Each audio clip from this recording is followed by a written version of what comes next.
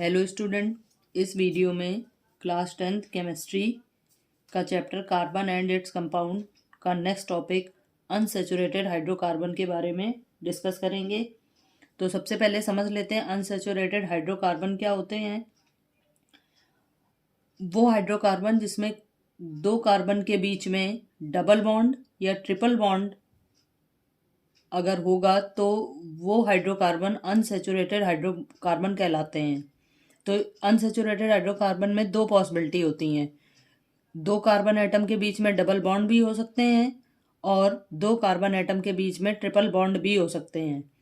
इसी वजह से अनसैचुरेटेड हाइड्रोकार्बन को दो पार्ट में पढ़ना होता है। एक पार्ट होता है इसका एल्कीन और सेकंड पार्ट होता है एल्काइंस। तो समझ लेते हैं इनके बारे में। Hydrocarbon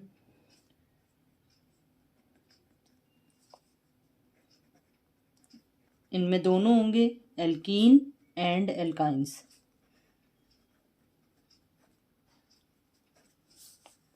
in which two carbon atoms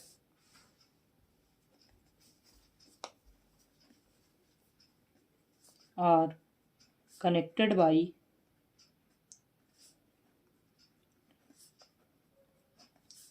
double bond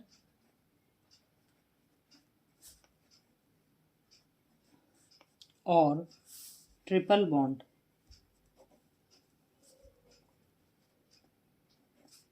is known as unsaturated hydrocarbon.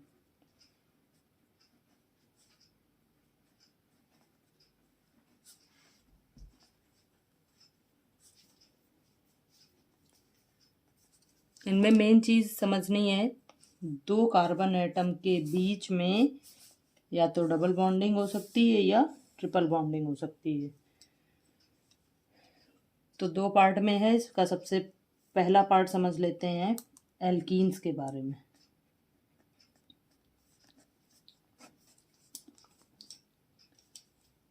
अगर कोई भी अनसैचुरेटेड हाइड्रोकार्बन में दो कार्बन एटम डबल बॉन्ड से कनेक्ट हैं तो उनसे बने सारे कंपाउंड एल्कीन्स कहलाते हैं। N unsaturated hydrocarbon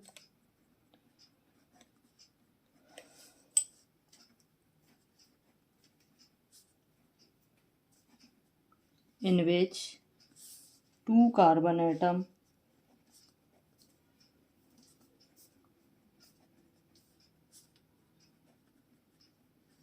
are connected by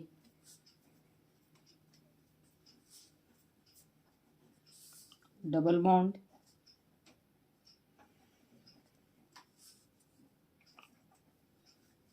is called alkene.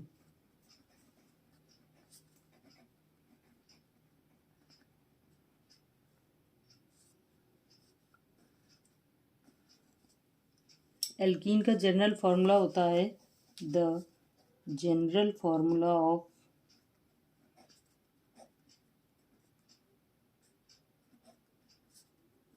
Alkene is CnH2n, जहाँ पर n number of carbon atoms होते हैं।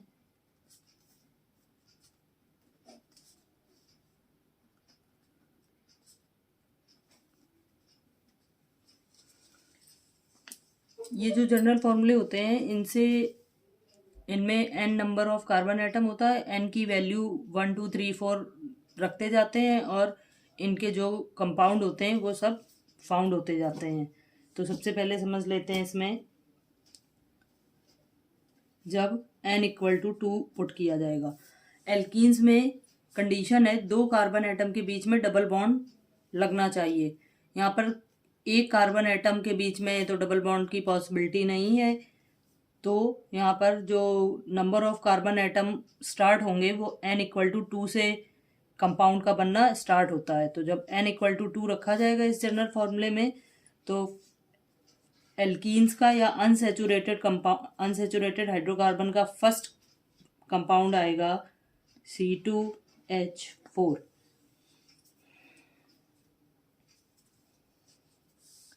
अब इसका इलेक्ट्रॉन डॉट स्ट्रक्चर और बॉन्ड स्ट्रक्चर समझ लेते हैं। क्योंकि ये एल्कीन के जनरल फॉर्मूले से ये फॉर्मूला मिला है, तो इनके बीच में डबल बॉन्डिंग होगी। कार्बन एटम के बीच में डबल बॉन्डिंग होने की वजह से कार्बन की आउटर मोस्ट शेल में 4 इलेक्ट्रॉन होते हैं, तो इनके 2 इलेक्ट्रॉन एक साथ और बाकी के 2 अलग अलग ले सकते हैं।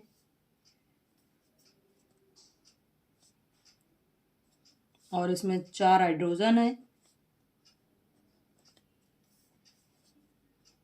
4 हाइड्रोजन ये इस तरीके से लगा दिए। ये हाइड्रोजन का एक एक इलेक्ट्रॉन हो गया। और अब इनमें इलेक्ट्रॉन की शेयरिंग दिखा दी जाएगी।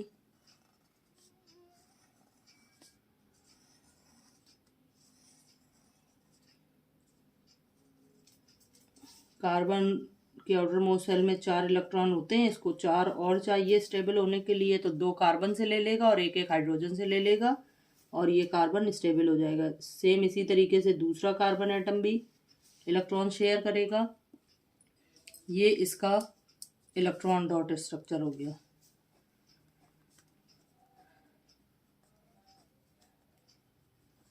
अब इसी बेस पर इसका बॉन्ड स्ट्रक्चर बना लेंगे।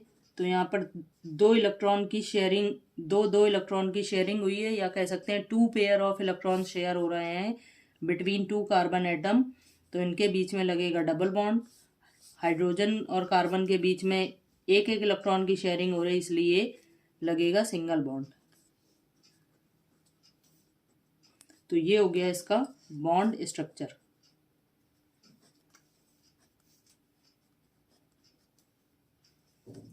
अब इसकी IUPAC नेमिंग समझ लेंगे।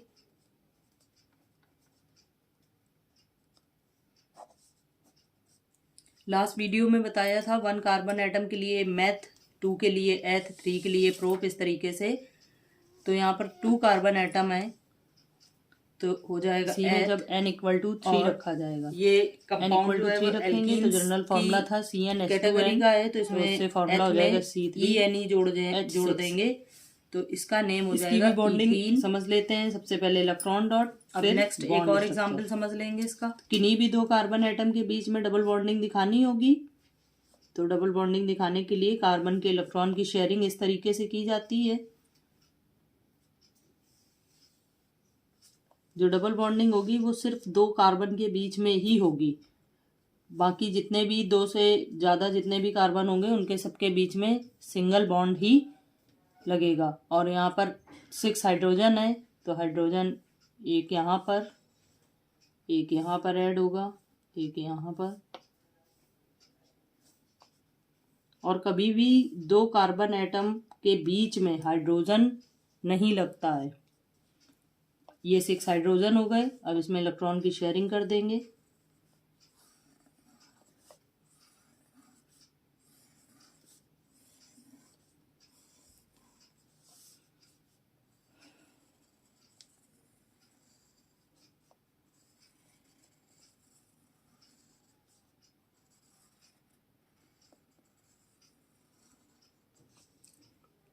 ये हो गया इसका इलेक्ट्रॉन डॉट स्ट्रक्चर।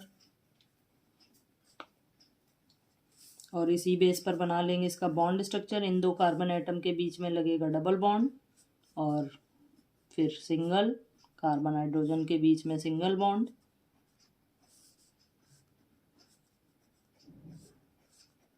तो ये हो गया इसका बॉन्ड स्ट्रक्चर। अब इसका IUPAC नेम और लिख लेते हैं।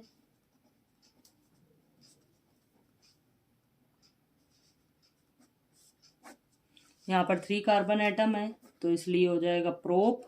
और एल्कीन का कंपाउंड है, तो ENE जोड़ देंगे तो इसका नाम हो जाएगा प्रोपीन। अब नेक्स्ट इसका सेकंड पार्ट समझते हैं, alkyne.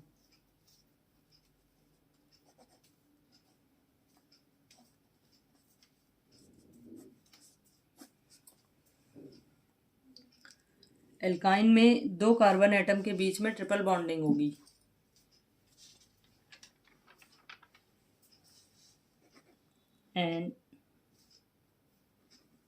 an unsaturated hydrocarbon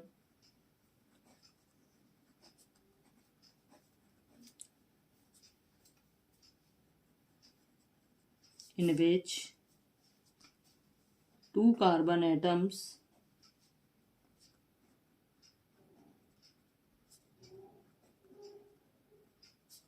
are connected by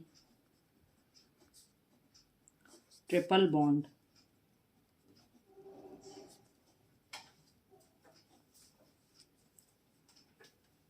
Is known as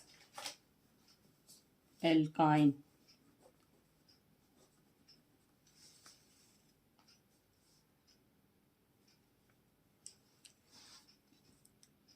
इसका जनरल फॉर्मूला समझ लेंगे।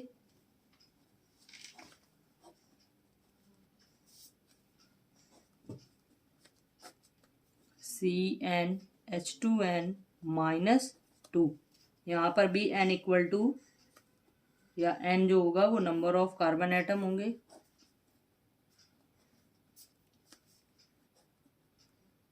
दो एग्जाम्पल एल्काइन के भी समझ लेंगे। बाकी के जितने भी इसके n इक्वल टू n की वैल्यू चेंज होती जाती है और आगे के जो कंपाउंड है वो फॉर्म होते जाते हैं।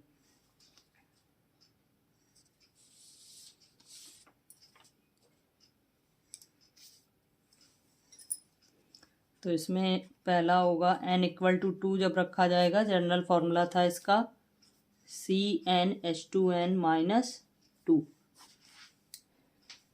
तो इसका फॉर्मूला बनेगा पहला C2H2। इसकी बॉन्डिंग समझ लेंगे। क्योंकि ये एल्काइन का एग्जाम्पल है तो इसमें दो कार्बन के एटम के बीच में ट्रिपल बॉन्डिंग होगी। ट्रिपल बॉन्डिंग दिखाने के लिए कार्बन के 3 इलेक्ट्रॉन एक साथ और जो 1 इलेक्ट्रॉन बचेगा उसको अलग लिखेंगे। तो इस तरह से इलेक्ट्रॉन की रिप्रेजेंटेशन करना है। और 2 हाइड्रोजन है, इस तरह से 2 हाइड्रोजन हो गए और इसमें इलेक्ट्रॉन की शेयरिंग कर दी जाती है।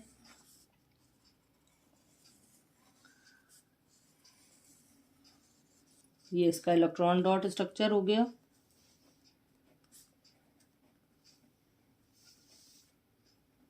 इसी से बना लेंगे इसका बॉन्ड स्ट्रक्चर। 2 कार्बन एटम के बीच में 3 इलेक्ट्रॉन की शेयरिंग हुई है, या कह दिया जाए 3 पेयर्स ऑफ इलेक्ट्रॉन शेयर हुए हैं, या टोटल 6 इलेक्ट्रॉन शेयर हुए हैं और कार्बन हाइड्रोजन के बीच में सिंगल बॉन्ड। तो ये हो गया इसका बॉन्ड स्ट्रक्चर। एक और इसका एग्जाम्पल समझ लेंगे, IUPAC नेम लिख लेंगे।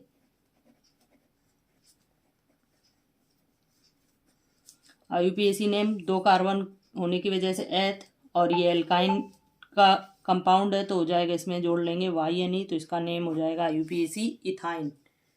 और एक और एग्जाम्पल n इक्वल टू 3 के लिए, जब n इक्वल टू 3 रखा जाएगा फॉर्मूले में तो इसका कंपाउंड आ जाएगा C3H4। इसकी बॉन्डिंग समझ लेंगे। यहाँ पर 2 कार्बन के बीच ट्रिपल बॉन्डिंग और उसके अलावा जितने भी कार्बन होंगे उनके सबके बीच में सिंगल बॉन्डिंग होगी।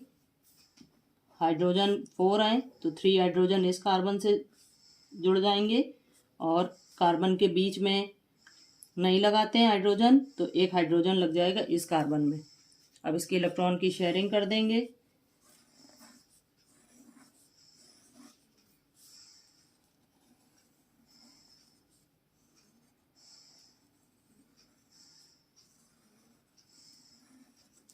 तो ये हो गया इसका इलेक्ट्रॉन डॉट स्ट्रक्चर। और इसी बेस पर इसका बॉन्ड स्ट्रक्चर बना लेंगे। तो C triple bond C, single bond C, single bond H, H, H और 1 हाइड्रोजन ये लग जाएगा। अपने बॉन्ड स्ट्रक्चर को सही और गलत चेक करने के लिए कार्बन के चारों तरफ टोटल बॉन्डिंग देख लेनी चाहिए। कार्बन के चारों तरफ टोटल 4 बॉन्ड ही होने चाहिए। इसका IUPAC नेम और लिखना है। तो IUPAC नेम हो जाएगा इसका 3 एटम होने की वजह से प्रोप और इसमें जुड़ जाएगा YNE तो हो जाएगा प्रोपाइन। नेक्स्ट वीडियो में इसके आगे के टॉपिक मिलेंगे। ओके।